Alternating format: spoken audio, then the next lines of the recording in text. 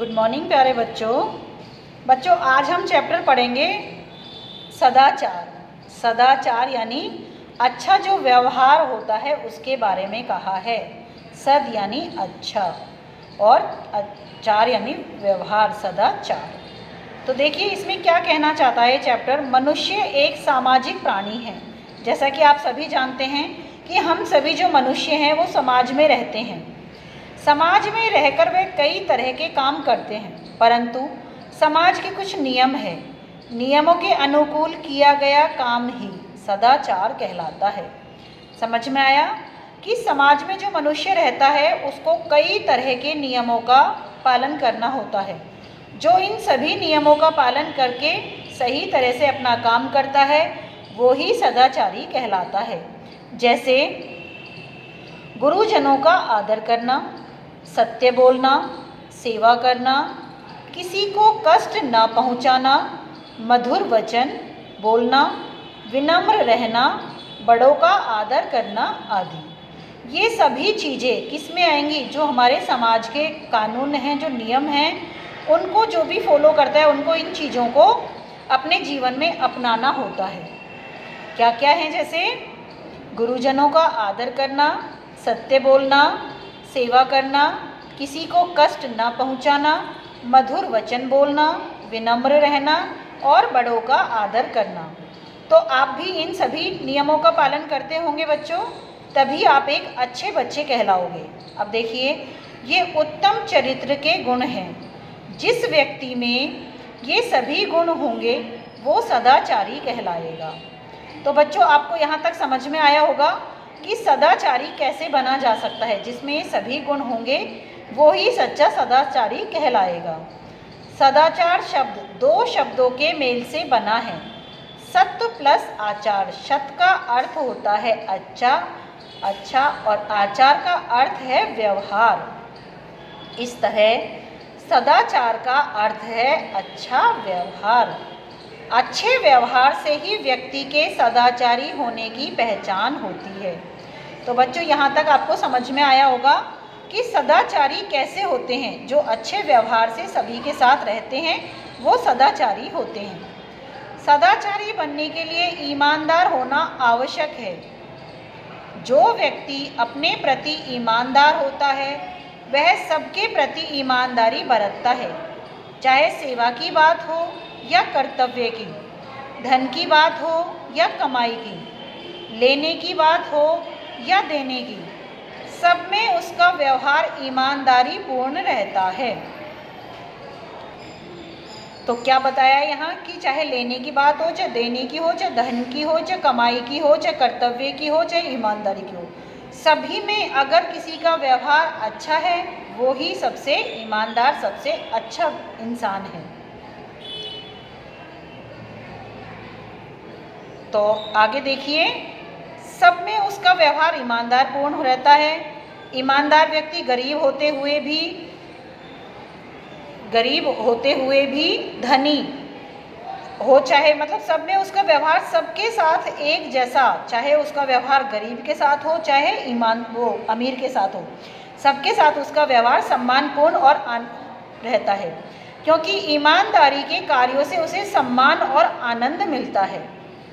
बेईमान व्यक्ति धनी तो हो सकता है। जो बेईमान व्यक्ति होता है वो बेईमानी कर धनी तो बन सकता है, परंतु वह समाज में जो सम्मान और आनंद प्राप्त तो नहीं कर पाता है।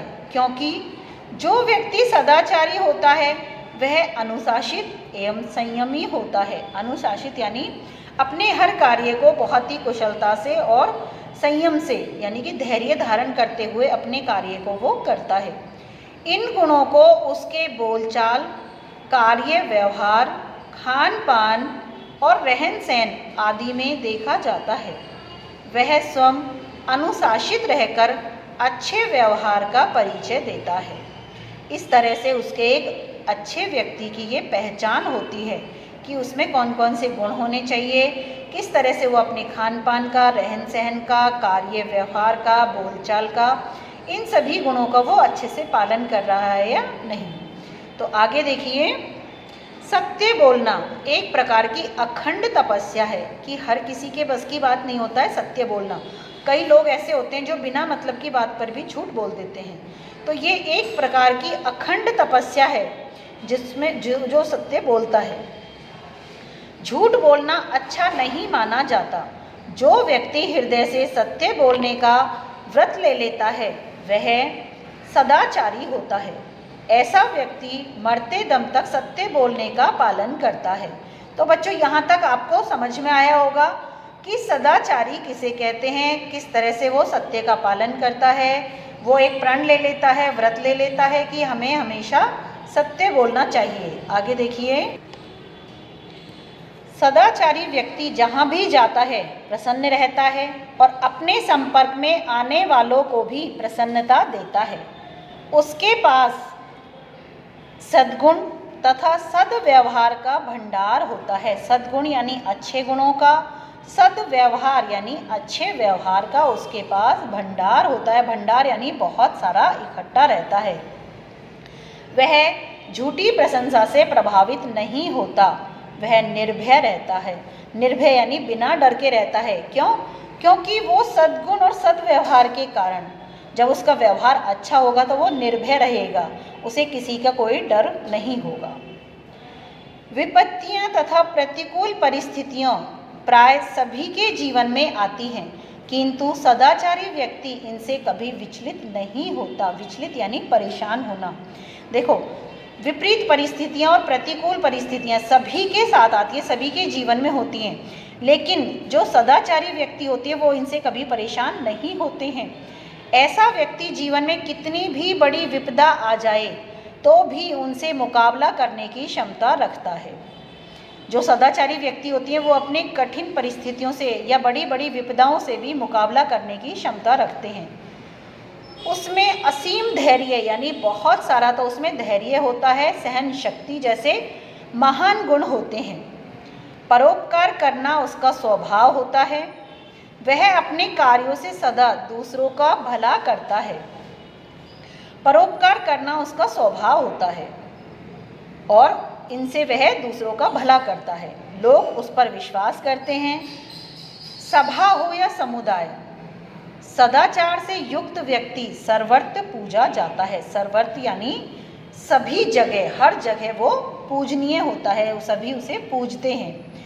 तो इस तरह से ये सदाचारी व्यक्ति के गुण बताए हैं कि उसमें बहुत धैर्य होगा, सहनशीलता होगी, हर परिस्थिति का मुकाबला करने की शक्ति होगी, वो निर्भय रहेगा अगर उसमें सद्गुण और सद्व्यवहार है तो। इस तरह से वो सदाचार के गुण बताए हैं इसमें। अब देखिए आगे,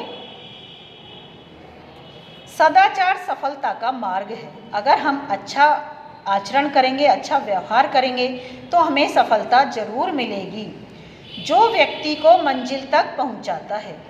अच्छे व्यवहार के कारण कठिन काम भी सहजता से बन जाते हैं।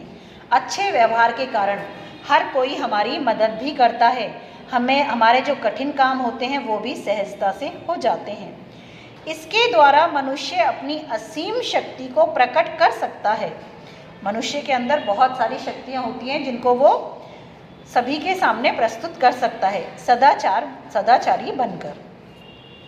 सदाचार के बल पर असीम शक्ति को प्रकट करने वाला। हाँ, तो देखिए बच्चों, सदाचार सफलता का मार्ग है जो व्यक्ति को मंजिल तक पहुंचाता है। अच्छे व्यवहार के कारण कठिन काम भी सहजता से हो जाते हैं। इसके द्वारा मनुष्य अपनी असीम शक्ति को प्रकट कर सकता है।